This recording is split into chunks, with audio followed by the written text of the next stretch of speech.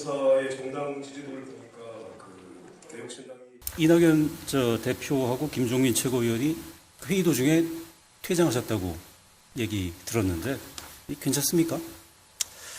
사실 이런 부분은 원래 표결로 처리할 만한 부분은 아닙니다. 그렇기 때문에 지난 한 일주일 정도 저희가 물밑에서 많은 대화를 했고, 다만 이 부분에 대한 이견이 좁혀지지 않아서 표결을 하게 된 것이고, 제가 감히 말씀드리자면은 그 표결 자체에 대해서 이의가 있을 수는 있겠으나, 그렇다고 또 너무 격한 모습을 보이시는 거는 저는 통합의 정신에 맞지 않다, 이런 생각을 합니다. 저희가 통합을 하면서 상호 존중을 최대한 하되 이견이 존중되지 않는 부분은 교착을 막기 위해서 표결로 처리한다는 것이 원래 통합의 원칙입니다. 그렇기 때문에 표결을 많이 하는 것은 좋은 현상은 아니나 표결이 진행되었을 때는 그 결과에 따라주시는 것이 저는 합리적인 자세일 것이라고 생각합니다.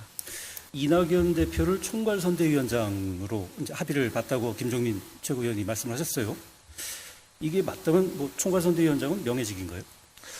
사실 총괄선대위원장은 선대위가 구성된 뒤에 역할을 할 수 있는 부분이 있습니다. 그리고 지금 개혁신당의 지지층을 보면은 여러 가지 지지층이 혼재되었고 또 합당 이후에 또 합쳐지겠지만은 주로 이제 여론조사상으로 보면 많이 잡히는 지지층이 젊은 세대가 많이 잡히고 있습니다. 그렇기 때문에 이낙연 총리께서 하시는 캠페인은 또 이낙연 총리가 전통적으로 신뢰받던 지지층에 효과가 있을 것이고, 또 제가 앞으로 주도하게 될 캠페인이나 정책 같은 경우에는 지금까지 또 정치에 대해서 다소 거리를 두고 있던 젊은 세대가 참여할 수 있도록 하는 그런 동력이 될 것이다. 그래서 이것을 합리적으로 조정해 나가는 것이 중요한데 그것이 이번에 표결로서 조정된 것이다, 이렇게 보면 될 것 같고요. 정책에 대해서는 솔직히 말하면은 이낙연 총리님께서는 국가를 통할하는 총리 위치까지 지내신 분이기 때문에 또 굉장히 신중하시고 또 완결성을 추구하시는 측면이 있었습니다. 그래서 저희가 속도감은 다소 희생될 수밖에 없는 상황이었는데, 이번 표결의 취지는 속도감과 의외성을 좀 더 살리자는 그런 취지로 상호 보완적으로 선택된 것이지, 제가 어떤 권한을 전결 위임 받았다고 해가지고 이낙연 총리님의 의사를 무시하고 전격적으로 추진할 수는 없다, 그런 점 명확히 밝히겠습니다. 그 김종민 위원장도 그런 말씀하셨어요. 저 지난주에 방송 나가서 이준석의 개혁신당과 이낙연 신당은 생리적으로 맞지 않는다. 네. 이건 도저히 화합을 할 수가 없다. 이런 식으로 아주 단정적으로 말씀하셨거든요. 이 부분은 어떻게 생각하세요? 김종인 위원장님이 직접 하신 부분은 현실이고요. 그것을 어떻게 조정해서 공통의 목표로 나가게 하느냐가 저 이준석에 주어진 리더십의 과제일 것입니다.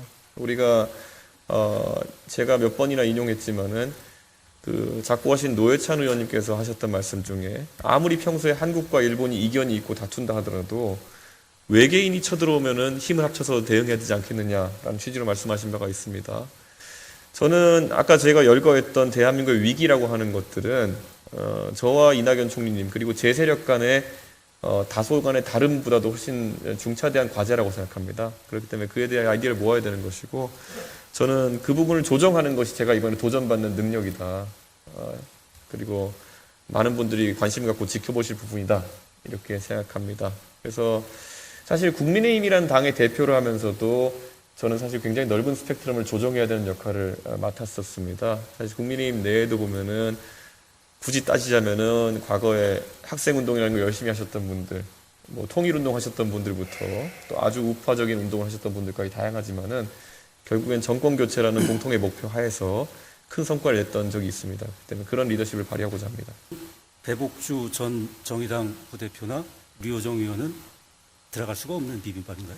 저는 류호정 의원에 대해서는 류호정 의원이 지금까지 받던 비판의 소지가 정책의 이념이나 아니면 생각에 대한 부분이라기보다는 최근에 있었던 일련의 처신 문제에 대한 부분이 크다, 이렇게 봅니다. 그래서 그 부분에 대해서는 저도 류호정 의원에 대한 지적을 하자면은 제3의 지대로 나서기로 결심한 이상 조금 더 전격적인 행보를 했었어야 된다, 이런 지적을 할 수 있겠습니다만은 류호정 의원이 가지고 있는 그런 생각들이 개혁신당에서 주류적인 생각이 되기는 어렵습니다. 하지만 그 생각이 존재하는 것 자체를 막을 수는 없습니다. 제가 피상적으로 지금 봤을 때는 배복주 전 정의당 부대표는 이준석이 공동대표로 있는 당의 참여하면서 이준석은 혐오주의자라는 입장을 철회하지 않고 지금 입당을 결심하셨습니다. 이게 굳이 비유하자면은 이재명 대표는 범죄자다라고 주장하면서 민주당에 가입하겠다고 하는 의사 정도랑 좀 비슷하다고 보여지는데, 저는 이런 것들이 당원들 입장에서는 상당한 오해를 낳을 수 있기 때문에 저는 배복주 전 정의당 부대표가 그런 부분은 만약에 개혁신당에서 진지하게 활동하고 싶다면은 오히려 설명을 잘 해야 되지 않을까 이런 생각을 합니다. 네, 마치겠습니다. 예, 이낙연 대표 아까 말씀 좀 하셨는데, 간단하게 겪어보니까 좀 세대 차이가 좀 느껴지나요? 많이 느껴집니다. 네. 그것을 부인하면 안 된다 생각하지만 합니다. 하지만 제가 바른미래당에 있을 때도 제가 손학규 전 대표님 모시고 또 이렇게 최고위원회도 일해보고 이렇게 하고, 또 나중엔 또 어느 정도 마찰도 있기도 했지만은 그 전에 또 손학규 대표님께서 저희를 이해해 주려고 많은 노력도 하신 그런 적도 있고요. 그래서 이거는 정치 상황이 만들어내는 갈등도 있고, 애초에 또 개인의 성격에 따라 만들어지는 갈등도 있다 이렇게 보는데요. 저는 이낙연 총리님의 장점은 최대한 흡수하고, 또 그리고 젊은 사람으로서 제가 또 명쾌한 의견을 내야 되는 부분은 내려고 합니다. 통합 일주일여 만에 분란 조짐을 보이는 개혁신당이 오늘 지도부 회의에서 이준석 공동대표에게 총선 지휘 권한을 부여했습니다. 그러나 의결 과정에 이낙연 공동대표가 퇴장하는 등 여지는 계속되고 있습니다. 손하늘 기자입니다. 개혁신당이 지난주 한 차례 취소됐던 지도부 회의를 오늘 오전 열었습니다. 총선이 50일 앞으로 다가온 지금 우리에겐 더 이상 지체할 시간이 없습니다. 모든 논쟁은 이 최고위에서 끝내고 오늘부터 국민 곁으로 갑시다. 하지만 비공개 논의가 시작되자 회의장 안에서 고성이 흘러나왔고 50분 만에 이낙연 공동대표와 김종민 최고위원이 퇴장했습니다. 어떤 안건 가지고 얘기하셨어요? 나중에 취재해요.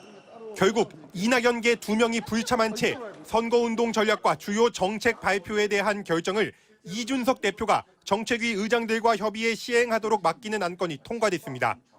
당원 자격 심사위원회와 인구, 기후 위기 등 4대 위기 전략센터를 설치하는 안건도 의결됐습니다.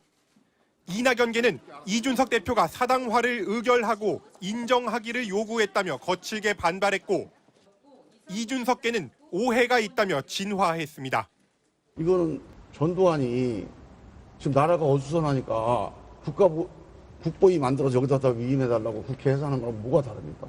사당화까지 말씀하시는 것은 좀 과한 표현이셨을 것 같고요. 기본적으로 소통의 문제에 대해서 지적을 하신 거라고 생각합니다. 중견 언론인 모임에 토론에 나선 이준석 대표는 당내 다수가 더 강하고 속도감 있는 리더십을 원한다며 정면 돌파에 나섰습니다. 지금 지지율 정체와 초기 혼란에 빠져 있는 개혁신당을 더 강하게 이끌기 위해 가지고 어느 누구도 뒤에 서 있을 여유는 없다. 또 이번 주말로 예정된 통합 창당대회 역시 최고의 시너지를 낼 것이라고 말해 합당 무산 가능성도 일축했습니다. MBC 뉴스 손하늘입니다.